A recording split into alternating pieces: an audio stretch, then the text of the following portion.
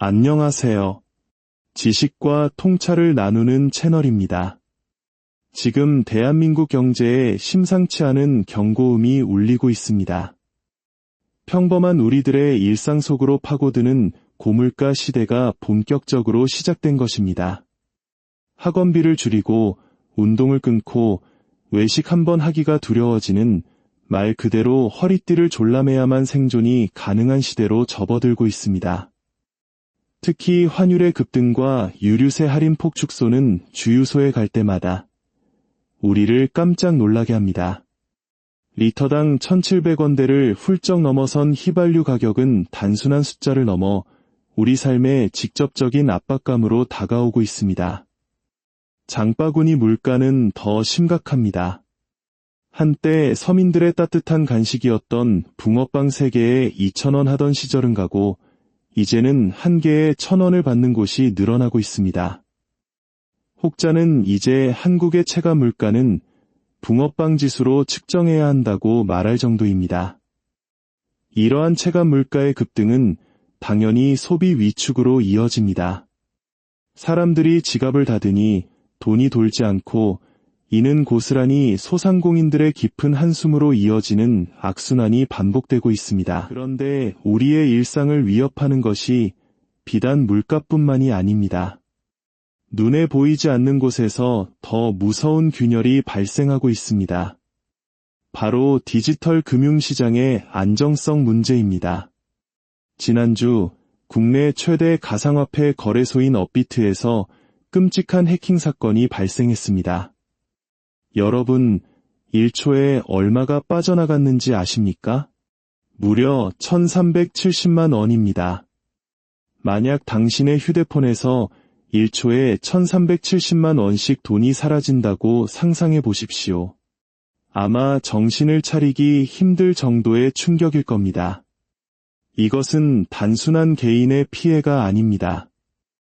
해커들은 업비트의 중앙 데이터베이스에 직접 접근하여 고객들이 맡겨놓은 소중한 자산을 통째로 뜯어간 것입니다. 불과 54분이라는 짧은 시간 동안 1억 개가 넘는 코인이 외부로 유출되었고 그 피해액은 무려 445억 원에 달합니다. 1시간도 채 되지 않아 500억 원에 가까운 돈이 증발해버린 것입니다. 이는 단순한 해킹을 넘어 고객의 신뢰를 기반으로 하는 금융 시스템의 근간을 뒤흔드는 디지털 뱅크런이나 다름없습니다. 이러한 사건은 가상자산 시장의 변동성이 얼마나 예측 불가능하고 위험한지를 여실히 보여줍니다.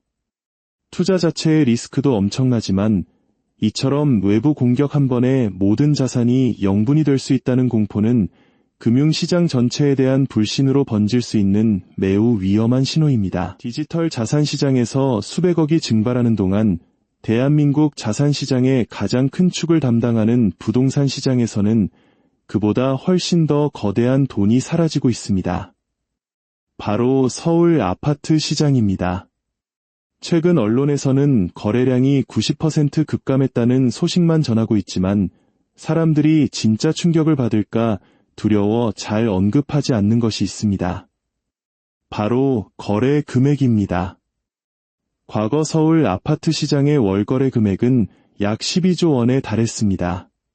그러나 10월 이후 이 금액은 3조 원 수준으로 곤두박질 쳤습니다.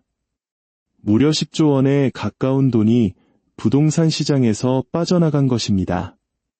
이는 시장이 얼어붙었다는 표현으로는 부족합니다. 시장의 혈액과도 같은 자금이 말 그대로 증발하고 있는 것입니다. 거래량 감소는 그럴 수 있다고 생각할 수 있지만 10조라는 돈이 사라졌다는 이야기는 시장 참여자들에게 엄청난 공포감을 줍니다. 집주인들은 패닉에 빠질 수밖에 없고 매수 대기자들은 앞으로 가격이 얼마나 더 폭락할까라는 확신에 가까운 추측을 하게 됩니다. 이러한 자금 이탈의 배경에는 정부의 11.5 부동산 대책이 결정적인 역할을 했습니다. 특히 전세를 끼고 집을 사는 갭 투자의 길이 사실상 막히면서 한강 벨트를 중심으로 아파트 거래가 90% 이상 급감하는 등 시장은 직격탄을 맞았습니다. 그럼에도 불구하고 집주인들은 어떻게든 가격을 버텨보려는 심리로 호가를 내리지 않고 있습니다. 강남, 마용성은 끝까지 간다는 막연한 기대 심리 하나에 의지하고 있는 것입니다. 하지만 현실은 냉혹합니다. 최근 전국 민간 아파트의 평당 분양가는 사상 처음으로 1,800만 원을 넘었고 전용 84제곱미터 평균 분양가는 6억 원을 돌파했습니다. 성수동의 한 아파트는 290억 원에 거래되었다는 믿기 힘든 소식도 들려옵니다. 아파트 한 채 가격이 300억 원에 육박하는 나라. 이것이 대한민국의 현실입니다. 이는 명백한 거품이며 대부분이 대출이라는 뇌관을 물고 있는 시한폭탄과도 같습니다. 결국 이 모든 것은 언젠가 터질 수밖에 없는 연쇄적인 리스크의 고리일 뿐입니다. 상황을 더욱 악화시키는 것은 바로 외부 변수입니다. 원달러 환율이 1,470원대를 넘나들며 원화 가치는 끝없이 추락하고 있습니다. 해외여행 가기가 무섭다는 말이 괜히 나오는 것이 아닙니다. 우리가 흔히 여행 가는 태국, 베트남, 필리핀의 통화 가치에 비해서도 원화는 약세를 면치 못하고 있습니다. 이러한 환율 불안은 결국 국채금리를 자극하고 이는 고스란히 우리의 주택담보대출 금리로 직결됩니다. 이미 주담대금리 8% 시대가 눈앞에 와 있습니다. 과거 2021년과 22년에도 8% 금리 이야기가 나왔지만 지금은 상황이 다릅니다. 당시에는 환율이 어느 정도 안정적이었지만 지금은 전 세계적인 달러 강세 속에서 맞는 것이기에 그 충격의 강도는 훨씬 더 클 것입니다. 1억을 빌렸는데 이자만 7, 8천만 원을 내야 하는 사실상 원금만큼의 이자를 갚아야 하는 끔찍한 현실이 닥쳐올 수 있습니다. 이미 한국은행은 기준금리 인하 가능성의 문을 닫았습니다. 이제 우리가 기댈 곳은 없습니다. 정리하자면 현재 대한민국 경제는 밖으로는 살인적인 환율과 고금리, 안으로는 고물가와 자산시장의 붕괴라는 다중의 위기에 직면해 있습니다. 업비트에서 1초에 1,370만 원씩 돈이 사라진 사건과 부동산 시장에서 10조 원이 증발한 사건은 결코 별개의 일이 아닙니다. 이는 우리 경제 시스템 전체의 건전성에 심각한 경고등이 켜졌음을 알리는 상징적인 사건들입니다. 지금과 같은 위기의 상황 속에서 가장 위험한 것은 막연한 기대로 위험 자산의 모든 것을 거는 행위입니다. 시장은 올해 말부터 내년 상반기까지 혹독한 가격 조정기를 겪을 가능성이 매우 높습니다. 하지만 기억해야 합니다.